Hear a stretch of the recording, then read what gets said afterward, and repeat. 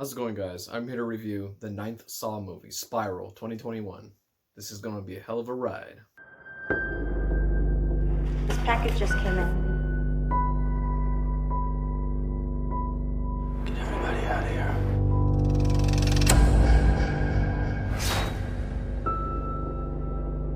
here. Play me. So Spiral is distributed by Twisted Pictures and Lionsgate Pictures once again, and is directed by Darren Lynn Bousman, who also directed Saw 2, 3, and 4.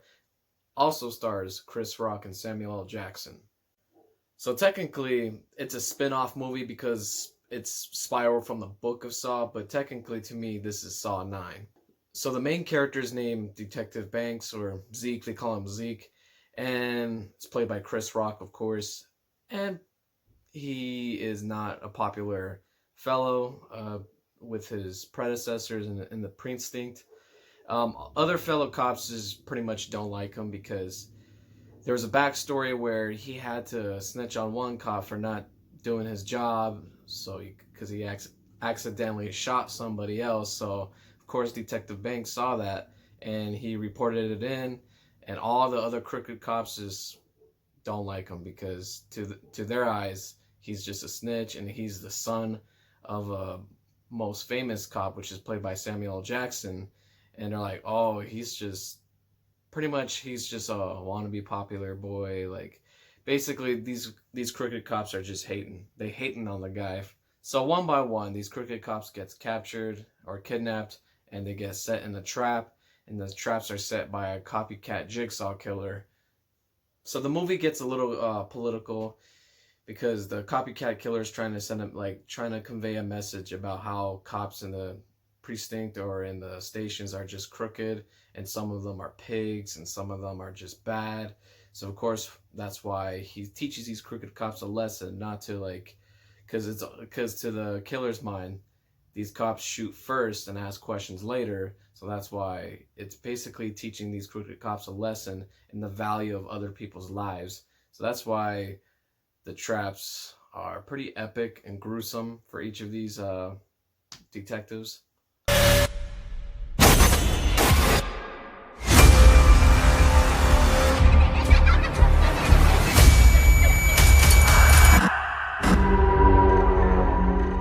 Jigsaw? So pretty much, yeah, it kind of goes with the whole Black Lives Matter in this movie. I don't know if this movie was trying to go for that, but I can tell that's what it's really going for. This isn't the first movie that went political. I mean, of course, you had Saw 6, where insurance or health insurance people were kidnapped and captured, destroying other people's lives and insurance. So, I mean, this isn't the first movie that was politically driven, but still. And of course, Zeke's the one who's trying to find and capture this copycat killer with his partner, and with the dad in the background played by Samuel L. Jackson trying to find the killer as well. So pretty much this is a cat and mouse game.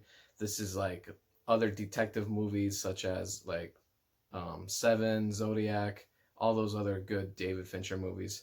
So this movie kind of goes back to its like detective slash like a cop thriller roots, instead of like a gore porn fest like from the last previous Saw movies, because the last previous Saw movies featured focused way too much on the traps more than the story. This movie goes back to its roots and it focused more on the story, in my opinion. So this movie is honestly good in my opinion. This is actually if this movie feels refreshing in this franchise. You have a new copycat killer. The twist for that was kind of like, I'm not gonna say who it was, but it was the twist was a little bit disappointing. That's all I could say, and it was pretty obvious from the start. Once I saw the trailer, I'm like, oh, it's gonna be this person, and I knew it came true, but I'm not gonna say anything. Yeah, the traps, the gore, the special effects, the traps is good. The story is good in my opinion. The characters are well developed, well written. Samuel L. Jackson is badass as always. Chris Rock, you can tell he was trying a little bit too hard, because he's a comedian, of course, and there are some scenes where you just can't take him seriously when he's trying to act serious. That's one of the film's weaker points in my opinion, but it is what it is. And the soundtrack is fire. But even though it's directed by Darren Lynn Bousman, they brought back the Saw music, the Saw feel, the grainy, like grimy look filter of the movies. Kind of like a greenish, like a yellowish, like grimy filter. And they brought back like the crazy, like Jacob's Ladder kind of like head shaking, like editing where people are stuck in a trap. So that's pretty cool. They brought that back because none of that shit was in the last movie, Jigsaw. But even though this movie just feels refreshing. I wonder what else they're gonna do with the next movie. I heard Saw X or Saw 10's already in development because of this movie's success. This movie does leave a bit of a cliffhanger. That's all I could say. And it's really an entertaining movie. I enjoyed the hell out of it. Find him. They're hours, not days. How can I catch this guy? If there's nobody on the force, I can trust! You can't do this alone. Whoever did this has another motive. Something personal. When I watched this, it was actually an hour and a half, so it wasn't too bad, actually. So I actually seen this in theaters. So this was because this film was obviously only in theaters. And to believe it or not, this is the first Saw movie that I've ever seen in theaters. I wanted to see Jigsaw in theaters when it came back, or when it came out in 2017, but I couldn't, and everyone was busy. But now I had the chance to watch the first Saw movie in theaters of a lifetime experience, and I watched it with friends, cousins, family. It was awesome. It was a great night. Even though this movie is fun, it's entertaining. I like the traps, the characters are good. The score is good. The soundtrack's good. Everything's just pretty good. It feels refreshing. It feels different. That's why I like this Saw movie very much. You can tell this movie had more of a budget, had more of a character development. Like it had A-list actors because the previous Saw movies, they were just cranking it up every Halloween, and then the budget got lower and lower, and they got more like unknown actors to play in these movies or to star in these movies, so it felt kind of refreshing.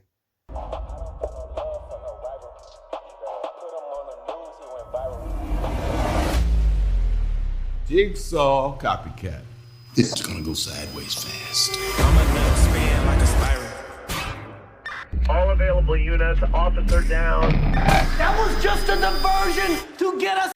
And I will say, this is pretty much one of my favorite Saw movies. This is actually better than Saw 6. I mean, my bad. It's better than Saw 7, 6, 5. So 5, 6, and 7. It's not as good as the first 4, and it's slightly, just a little bit better than Jigsaw, even though Jigsaw is still pretty good, which is Saw 8. So yeah, it's definitely better than Saw 5, 6, and 7, that's for sure. I would rate this movie a 7.7 out of 10.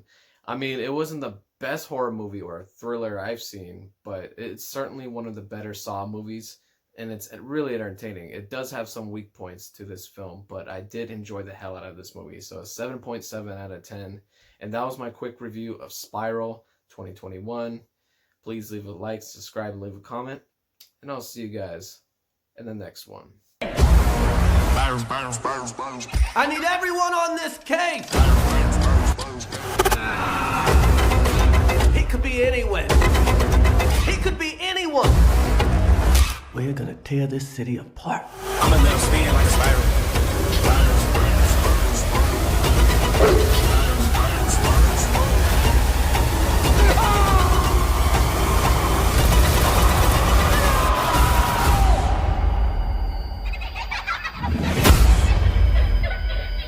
Hello, Detective Banks.